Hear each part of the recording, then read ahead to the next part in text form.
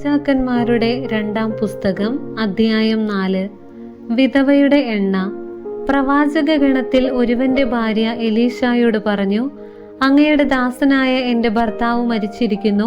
അവൻ കർത്താവിൻ്റെ ഭക്തനായിരുന്നുവെന്ന് അങ്ങേക്കറിയാമല്ലോ. അവന് കടം കൊടുത്തവൻ ഇതാ എൻ്റെ കുട്ടികൾ 2 പേരെയും അടിമകളാക്കാൻ വന്നിരിക്കുന്നു. എലീശ അവളോട് പറഞ്ഞു, ഞാൻ നിനക്ക് വേണ്ടി എന്തു ചെയ്യണം? പറയുക, നിന്റെ വീട്ടിൽ എന്തുണ്ട്? അവൾ പറഞ്ഞു, ഈ ദാസിയുടെ വീട്ടിൽ ഒരു ഭരണി എണ്ണയല്ലാതെ മറ്റൊന്നുമില്ല.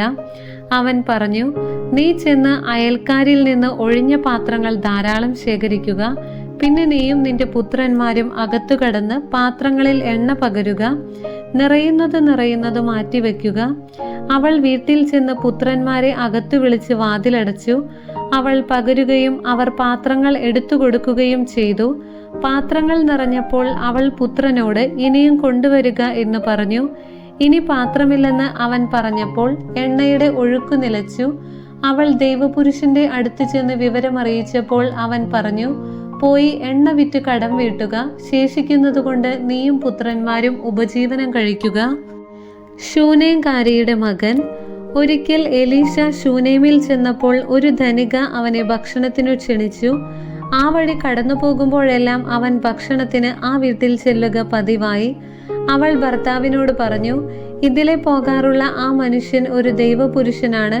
നമുക്ക് മട്ടുപ്പാവിൽ ചെറിയൊരു മുറിയുണ്ടാക്കി അതിൽ കിടക്കയും മേശയും കസേരയും വിളക്കും വെക്കാം. വരുമ്പോഴൊക്കെ അവൻ അവിടെ വിശ്രമിക്കാമല്ലോ. ഒരിക്കൽ അവൻ അവിടെ വിശ്രമിക്കുകയായിരുന്നു. ശൂനേംകാരിയെ വിളിക്കാൻ അവൻ തന്റെ ഭൃത്യൻ ഗഹസിയോട് പറഞ്ഞു. അവൻ വിളിച്ചപ്പോൾ അവൾ വന്ന് മുൻപിൽ നിന്നു. എലീശ ഭൃത്യനോട് പറഞ്ഞു, അവളോട് പറയുക, നീ ഞങ്ങൾക്ക് വേണ്ടി എത്ര ബുദ്ധിമുട്ടി. ഞങ്ങൾ എന്താണ് നിനക്ക് വേണ്ടി ചെയ്യേണ്ടത്? രാജാവിനോടോ സൈന്യാധിപനോടോ ശുപാർശ ചെയ്യണോ? അവൾ പറഞ്ഞു, ഞാൻ വസിക്കുന്നത് എൻ്റെ ജനത്തിന്റെ കൂടെയാണ്. എലീശ പറഞ്ഞു, അവൾക്ക് വേണ്ടി എന്താണ് ചെയ്യേണ്ടത്? ഗഹസി പറഞ്ഞു, അവൾക്ക് മക്കളില്ല, ഭർത്താവ് വൃദ്ധനുമാണ്. അവൻ പറഞ്ഞു, അവളെ വിളിക്കുക. വിളിച്ചപ്പോൾ അവൾ വാതിൽക്കൽ വന്നു നിന്നു. എലീശ പറഞ്ഞു, അടുത്ത വർഷം ഈ സമയത്ത് നീ ഒരു പുത്രനെ താലോലിക്കും. അവൾ പറഞ്ഞു, ഇല്ല ദൈവപുരുഷ, പ്രഭോ, ഈ ദാസിയോട് വ്യാജം പറയരുതേ. എലീശ പറഞ്ഞതുപോലെ അവൾ ഗർഭം ധരിച്ച് അടുത്ത വസന്തത്തിൽ ഏകദേശം ആ സമയത്ത് ഒരു പുത്രനെ പ്രസവിച്ചു. കുട്ടി വളർന്നു. ഒരു ദിവസം അവൻ കൊയ്ത്തുകാരോടുകൂടെ ആയിരുന്ന പിതാവിന്റെ അടുത്തേക്ക് ചെന്നു. അവൻ പറഞ്ഞു, അയ്യോ, എൻ്റെ തല വേദനിക്കുന്നു. പിതാവ് ഭൃത്യനോട് പറഞ്ഞു, അവനെ അമ്മയുടെ അടുക്കൽ കൊണ്ടുപോയി ആക്കൂ. അവൻ കുട്ടിയെ എടുത്ത് അമ്മയുടെ അടുക്കലാക്കി. ഉച്ചവരെ കുട്ടി അമ്മയുടെ മടിയിലിരുന്നു. പിന്നെ അവൻ മരിച്ചു. അവൾ അവനെ മുകളിൽ കൊണ്ടുചെന്ന് ദൈവപുരുഷന്റെ കിടക്കയിൽ കിടത്തിയതിനു ശേഷം വാതിലടച്ച് പുറത്തു പോന്നു. അവൾ ഭർത്താവിനോട് വിളിച്ചു പറഞ്ഞു, ഒരു വേലക്കാരനെയും കഴുതയും ഇങ്ങോട്ട് അയക്കുക. ഞാൻ വേഗം പോയി ദൈവപുരുഷനെ കണ്ടുവരട്ടെ. അവൻ ചോദിച്ചു, നീ ഇന്ന് അവന്റെ അടുത്തേക്ക് പോകുന്നതെന്തിന്? ഇന്ന് അമാവാസിയോ സാപത്തോ അല്ലല്ലോ. അവൾ പറഞ്ഞു, നന്മ ഭവിക്കും. കഴുതയ്ക്ക് ജീനിയിട്ടതിനു ശേഷം അവൾ ഭൃത്യനോട് പറഞ്ഞു, വേഗം ഓടിക്കുക. ഞാൻ പറയാതെ വേഗം കുറയ്ക്കരുത്. അവൾ കാർമൽ മലയിൽ ദൈവപുരുഷന്റെ അടുത്തെത്തി. അവൾ വരുന്നത് കണ്ടപ്പോൾ അവൻ ഭൃത്യൻ ഗഹസിയോട് പറഞ്ഞു, അതാ ശൂനേംകാരി. ഓടിച്ചെന്ന് അവളെ സ്വീകരിച്ച് അവൾക്കും ഭർത്താവിനും കുഞ്ഞിനും സുഖം തന്നെയോ എന്ന് അന്വേഷിക്കുക. സുഖം തന്നെ, അവൾ പറഞ്ഞു. അവൾ മലയിൽ ദൈവപുരുഷന്റെ അടുത്തെത്തി അവന്റെ പാദങ്ങളിൽ പിടിച്ചു. അവളെ തള്ളി മാറ്റുന്നതിന് ഗഹസി മുൻപോട്ട് വന്നു. എന്നാൽ ദൈവപുരുഷൻ പറഞ്ഞു, അവളെ തടയരുത്. അവൾ കഠിന ദുഃഖത്തിലാണ്. കർത്താവ് അത് എന്നിൽ നിന്നും മറച്ചിരിക്കുന്നു, എന്നെ അറിയിച്ചിട്ടില്ല. അപ്പോൾ അവൾ പറഞ്ഞു, പ്രഭോ, ഞാൻ അങ്ങയോട് പുത്രനെ ആവശ്യപ്പെട്ടു. എന്നെ വഞ്ചിക്കരുതെന്ന് ഞാൻ പറഞ്ഞതല്ലേ. അവൻ ഗഹസിയോട് പറഞ്ഞു, അരപ്പട്ട ധരിച്ച് എൻ്റെ വടിയും എടുത്തു ചെല്ലുക. വഴിയിൽ ആരെ കണ്ടാലും അഭിവാദനം ചെയ്യരുത്. ആരെങ്കിലും അഭിവാദനം ചെയ്താൽ പ്രത്യഭിവാദനം ചെയ്യുകയുമരുത്. എൻ്റെ വടി കുട്ടിയുടെ മുഖത്ത് വെക്കുക. അപ്പോൾ കുട്ടിയുടെ അമ്മ പറഞ്ഞു, കർത്താവിനെയും അങ്ങയെയും സാക്ഷിയാക്കി ഞാൻ പറയുന്നു, ഞാൻ അങ്ങയെ വിട്ടുപോവുകയില്ല. അപ്പോൾ അവൻ അവളെ അനുഗമിച്ചു. ഗഹസി മുൻപേ പോയി വടി കുട്ടിയുടെ മുഖത്ത് വെച്ചു. എന്നാൽ അനക്കമോ ജീവന്റെ ലക്ഷണമോ ഉണ്ടായില്ല. അവൻ മടങ്ങി വന്ന് എലീശായോട് കുട്ടി ഉണർന്നിട്ടില്ലെന്ന് പറഞ്ഞു. എലീശ ആ ഭവനത്തിൽ ചെന്നപ്പോൾ കുട്ടി കിടക്കയിൽ മരിച്ചു കിടക്കുന്നത് കണ്ടു. അവൻ ഉള്ളിൽ കടന്ന് വാതിലടച്ചു. മുറിക്കുള്ളിൽ അവനും കുട്ടിയും മാത്രമായി. എലീശ കർത്താവിനോട് പ്രാർത്ഥിച്ചു. അനന്തരം കിടക്കയിൽ കയറി തൻ്റെ വായ് കുട്ടിയുടെ വായോടും തൻ്റെ കണ്ണുകൾ അവൻ്റെ കണ്ണുകളോടും തൻ്റെ കൈകൾ അവൻ്റെ കൈകളോടും ചേർത്ത് വെച്ച് അവൻ്റെ മേൽ കിടന്നു. അപ്പോൾ കുട്ടിയുടെ ശരീരം ചൂടുപിടിച്ചു തുടങ്ങി. എലീശ എഴുന്നേറ്റ് മുറിയിൽ അങ്ങോട്ടും ഇങ്ങോട്ടും ഒരു പ്രാവശ്യം നടന്നു. വീണ്ടും കുട്ടിയുടെ മേൽ കിടന്നു. കുട്ടി 7 പ്രാവശ്യം തുമ്മിയതിനു ശേഷം കണ്ണു തുറന്നു. എലീശ ഗഹസിയോട് ശൂനേംകാരിയെ വിളിക്കുക എന്ന് പറഞ്ഞു. അവൻ വിളിച്ചു. അവൾ വന്നു. എലീശ അവളോട് പറഞ്ഞു, നിന്റെ പുത്രനെ എടുത്തുകൊള്ളുക. അവൾ അവന്റെ പാദത്തിങ്കൽ വീണു നമസ്കരിച്ചു. എന്നിട്ട് കുട്ടിയെ എടുത്തുകൊണ്ടുപോയി. വിഷം കലർന്ന ഭക്ഷണം. എലീശ വീണ്ടും ഗിൽഗാലിലെത്തി. അവിടെ ക്ഷാമമായിരുന്നു. പ്രവാചകഗണം മുൻപിലിരിക്കെ അവൻ ഭൃത്യനോട് പറഞ്ഞു, പ്രവാചകഗണത്തിന് വലിയ പാത്രത്തിൽ അവിയൽ തയ്യാറാക്കുക. അവരിൽ ഒരാൾ വയലിൽ നിന്ന് സസ്യങ്ങൾ ശേഖരിക്കുമ്പോൾ ഒരു കാട്ടുമുന്തിരി കാണുകയും അതിൽ നിന്നും അടി നിറയെ കായ്കൾ പറിച്ചെടുക്കുകയും ചെയ്തു. അവ എന്താണെന്ന് മനസ്സിലാക്കാതെ നുറുക്കി പാത്രത്തിലിട്ടു. അനന്തരം അവിയൽ വിളമ്പി. ഭക്ഷിച്ചു തുടങ്ങിയപ്പോൾ അവർ നിലവിളിച്ചു, ദൈവപുരുഷ, പാത്രത്തിൽ മരണം പതിയിരിക്കുന്നു. അവർക്ക് ഭക്ഷിക്കാൻ കഴിഞ്ഞില്ല. എലീശ പറഞ്ഞു, കുറച്ചു മാവ് കൊണ്ടുവരിക. അവൻ മാവ് പാത്രത്തിലിട്ടതിനു ശേഷം ഇനി വിളമ്പി ഭക്ഷിക്കാം എന്ന് പറഞ്ഞു. അപകടം നീങ്ങിയിരുന്നു. അപ്പം വർദ്ധിപ്പിക്കുന്നു.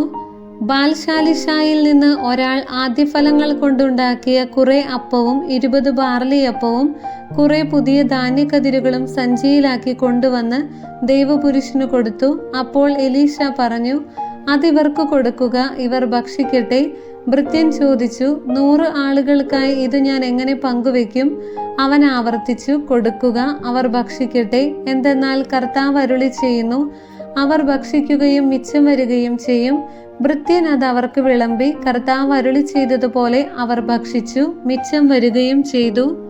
അധ്യായം 5. നാമാനെ സുഖപ്പെടുത്തുന്നു. സിറിയ രാജാവിന്റെ സൈന്യാധിപനായിരുന്നു നാമാൻ. രാജാവിന് അവനോട് പ്രീതിയും ബഹുമാനവുമായിരുന്നു. കാരണം അവൻ മുഖാന്തരം കർത്താവ് സിറിയയ്ക്ക് വിജയം നൽകി.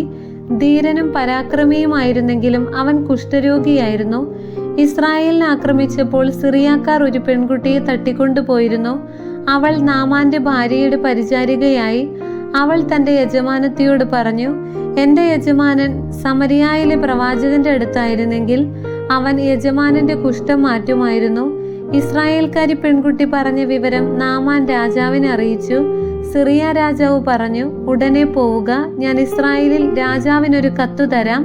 നാമാൻ 10 താലന്ത് വെള്ളിയും 6000 ശെക്കൽ സ്വർണവും 10 വിശിഷ്ട വസ്ത്രങ്ങളും എടുത്ത് യാത്രയായി. അവൻ കത്ത് ഇസ്രായേൽ രാജാവിനെ ഏൽപ്പിച്ചു. അതിൽ ഇങ്ങനെ എഴുതിയിരുന്നു, എന്റെ ദാസൻ നാമാനെ കുഷ്ഠരോഗത്തിൽ നിന്ന് സുഖപ്പെടുത്തണമെന്ന് അപേക്ഷിക്കാനാണ് ഈ എഴുത്ത്. ഇസ്രായേൽ രാജാവ് കത്ത് വായിച്ചിട്ട് വസ്ത്രം കീറിക്കൊണ്ട് പറഞ്ഞു, കുഷ്ഠരോഗിയെ സുഖപ്പെടുത്താൻ എന്നോട് ആവശ്യപ്പെടുന്നു. ജീവൻ എടുക്കാനും കൊടുക്കാനും ഞാൻ ദൈവമാണോ? കണ്ടോ, എന്നോട് മല്ലിടാൻ അവൻ പഴുതു നോക്കുന്നു. ഇസ്രായേൽ രാജാവ് വസ്ത്രം കീറിയെന്ന് കേട്ട് ദൈവപുരുഷനായ എലീശ രാജാവിനെ അറിയിച്ചു, നീ എന്തിനാണ് വസ്ത്രം കീറിയത്? അവൻ എൻ്റെ അടുത്ത് വരട്ടെ. ഇസ്രായേലിൽ ഒരു പ്രവാചകൻ ഉണ്ടെന്നറിയട്ടെ. നാമാൻ രഥങ്ങളും കുതിരകളുമായി എലീശയുടെ വീട്ടുപടിക്കലെത്തി. എലീശ ദൂതനെ അയച്ച് അവനോട് പറഞ്ഞു, നീ ജോർദാനിൽ പോയി 7 പ്രാവശ്യം കുളിക്കുക. നീ ശുദ്ധനായി ശരീരം പൂർവ്വസ്ഥിതിയെ പ്രാപിക്കും. എന്നാൽ നാമാൻ കുപിതനായി മടങ്ങിപ്പോയി. അവൻ പറഞ്ഞു, എലീശ എൻ്റെ അടുത്ത് ഇറങ്ങി വന്ന് തൻ്റെ ദൈവമായ കർത്താവിൻ്റെ നാമം വിളിച്ചപേക്ഷിക്കുമെന്നും കരം വീശി കുഷ്ഠം സുഖപ്പെടുത്തുമെന്നും ഞാൻ വിചാരിച്ചു. ദമാസ്കസിലെ അബാനായും ഫാർപ്പാറും ഇസ്രായേലിലെ നദികളെക്കാൾ ശ്രേഷ്ഠമല്ലേ? അവയിൽ കുളിച്ച് എനിക്ക് ശുദ്ധി പ്രാപിച്ചുകൂടെ? അങ്ങനെ അവൻ ക്രുദ്ധനായി അവിടെ നിന്ന് തിരിച്ചുപോയി.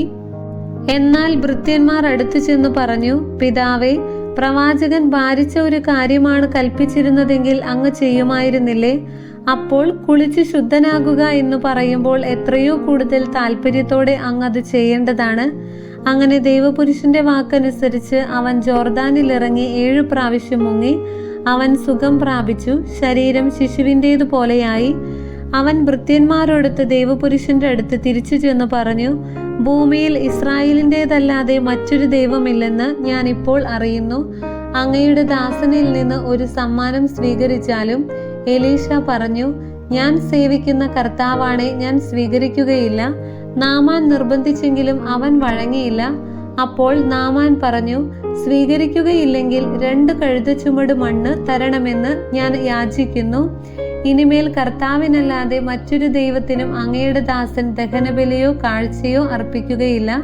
കർത്താവ് ഒരു കാര്യത്തിൽ ഈ ദാസനോട് ക്ഷമിക്കട്ടെ. എൻ്റെ യജമാനൻ എൻ്റെ കയ്യിൽ ചാരിക്കൊണ്ട് റിമ്മോൻ ക്ഷേത്രത്തിൽ ആരാധനയ്ക്ക് പോവുകയും ഞാൻ അവിടെ വണങ്ങുകയും ചെയ്യുമ്പോൾ കർത്താവ് അതെന്നോട് ക്ഷമിക്കട്ടെ.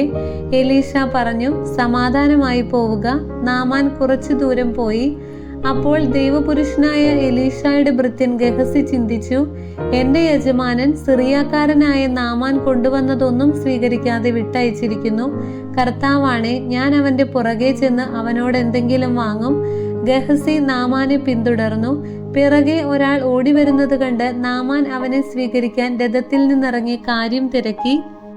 അവൻ പറഞ്ഞു, എല്ലാം ശുഭം തന്നെ. എഫ്രായിം മലനാട്ടിൽ നിന്ന് പ്രവാചക ഗണത്തിൽപ്പെട്ട 2 ചെറുപ്പക്കാർ ഇപ്പോൾ എൻ്റെ അടുക്കൽ വന്നിരിക്കുന്നു.